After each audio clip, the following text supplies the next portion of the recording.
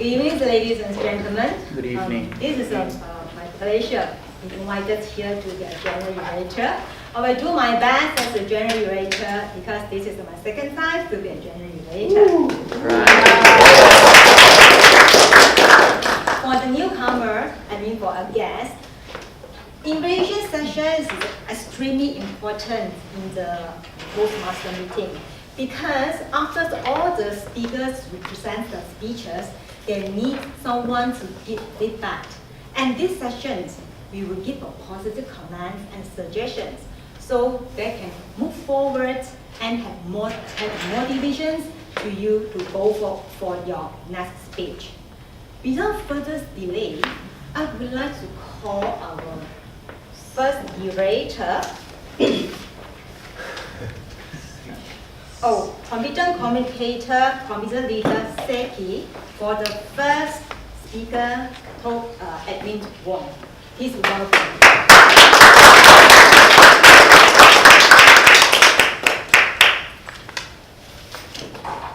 Listening to Edwin's speech is likened to watching a painter paint his painting.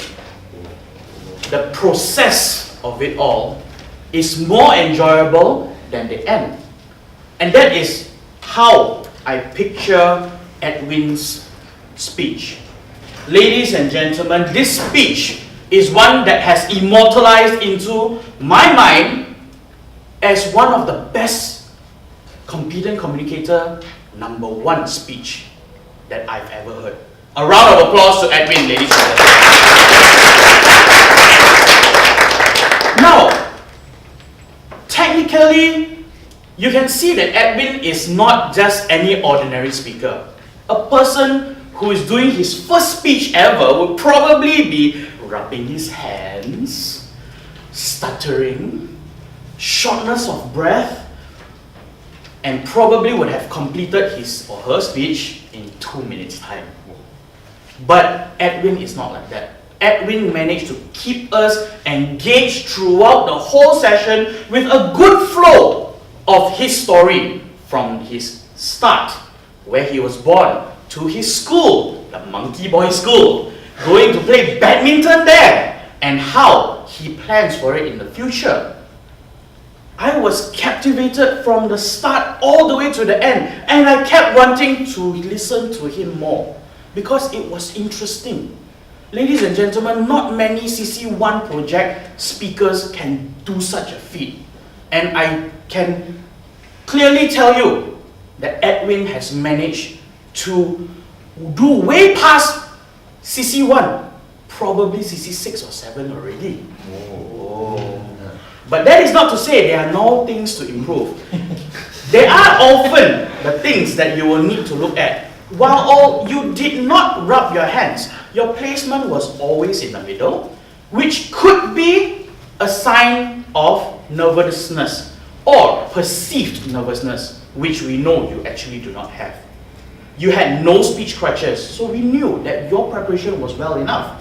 Perhaps if you're not using your hands, place them by your side. It's better. And then your movement with your hands will be more meaningful the moment you just use one hand, the other hand, and 2 hands together. While your vocal variety is some project much later, it helps if you could vary it a little bit.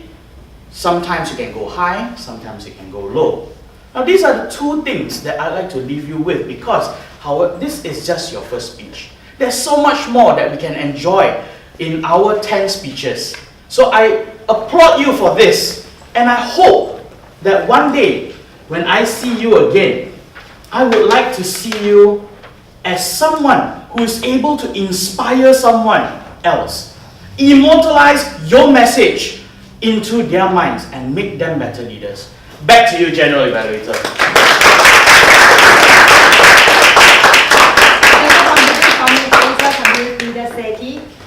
For the so motivated and positive feedback.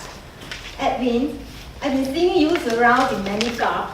At last, I can hear your first speech. Yes, you already took the courage go to journalists at the Toastmaster. I hope to see you your next speech soon. Next, our second evaluator, advanced communicators bronze and computer leader Vicky Su to evaluate our second speaker, Vivian Lin.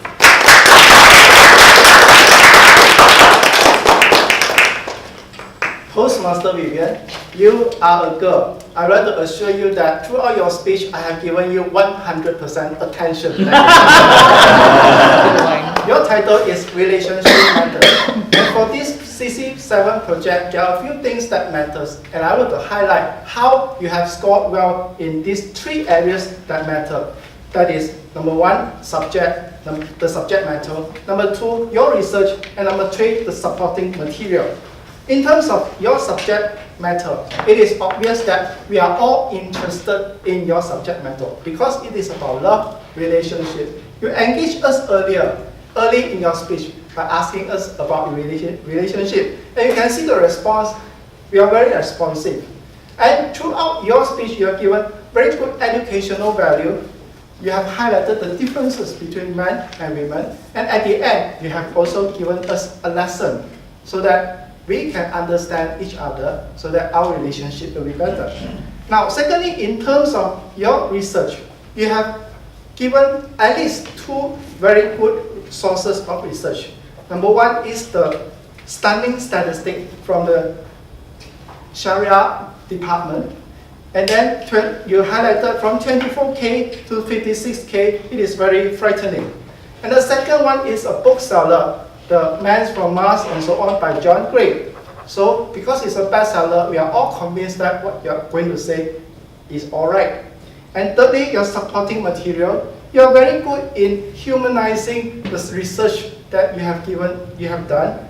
You have given us a lot of story. You even interacted with us, especially Sri. That makes me quite jealous. And you give us a quotation, and even quoted from Uncle Paul.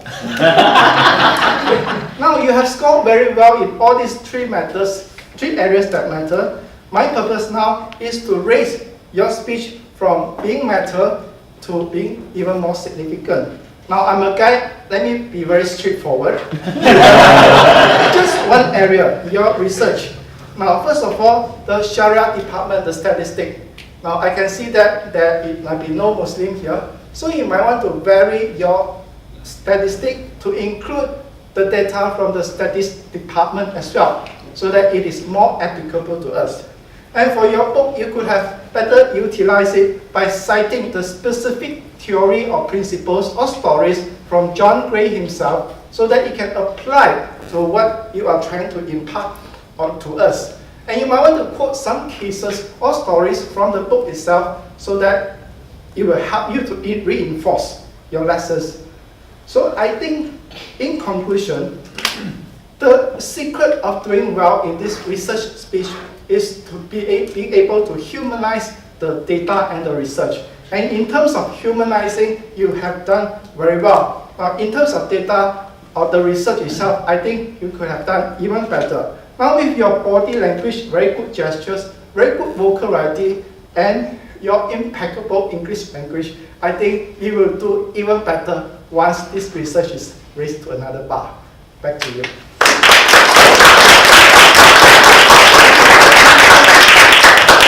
I agree with advanced communicators, bronze Vicky Su's evaluations, and to already pinpoint and then specifically point out the requirements and objective of this project, and also he's also highlighted the good point and then the room of improvement for this speech. But add-ons to Vicky's suggestions, when you prepare your project, right, you just now using your laptop. From there, I already can see the data and the graph. Perhaps you want to use a projector to project out what the data is, so we can have a more understandable what the data to talk about. Secondly, is about when you're presenting, you tend to working in France, and our Toastmaster meetings can see at the back of you. If you want to present the data or want to show your research, you can go at the back and you can facing your data and presentations with all the audience here. Okay, that's all from my suggestions. Finally, our final evaluator, distinguished Toastmaster Suding to evaluate our latest speaker.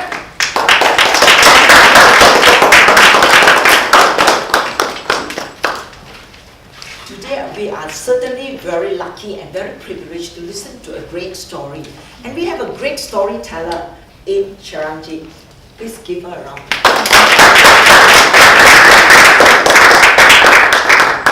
I love the way you come out with, especially with your vocal variety.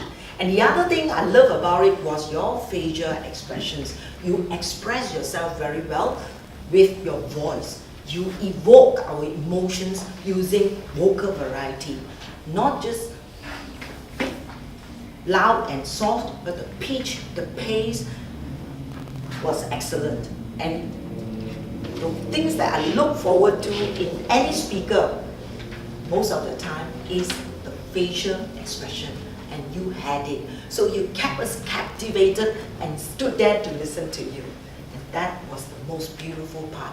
I liked the beginning, you really jotted us, because you started off with saying that it was a quiet night. And then there was a contrast, you said it was not quiet at all, there was a total commotion and everything else. So it brought us to listen to you, to see what was happening. And the thing that I would love to see more was actually your hand gestures. When it is very good, but you use your left hand a lot. You keep on using your left hand. And because I suppose your friends are seated there, and I was seated next to Zaki, you keep on looking at us. And I felt poor Edwin or Wicked actually did not really get your attention anymore. So you were merely telling us, and we were so enthralled and listened to you. That was what was happening, right? I like to bring that out because you have all the strong points. I just want you to improve and actually engage all of us to immerse in your story. Now the other thing about this project is you have to draw us to a climax.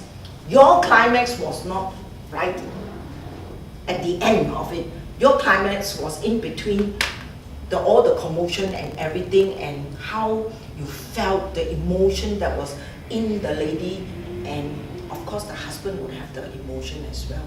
Both of them should have this kind of relationship when these things happen. So I believe that you could have paid a little bit more attention and maybe talk to us or let us know more about that little boy that's going to be part of your life. Because then you should go back to your title of your speech, Hopes and Dreams. Am I right? Yeah. Or the other way. Right, hopes and dreams. So tell us more. What did this hope and this dream came about? And how you're going to, have this young man in your life and build that to a climax. For this story, you need a climax to conclude your story, so that all of us will captivate us, and that will keep this story in our hearts. And next time when I see you, I remember your story. This is going to happen, right? But thank you very much for a lovely story, and there are some notes here which I have no time to express. Thank you.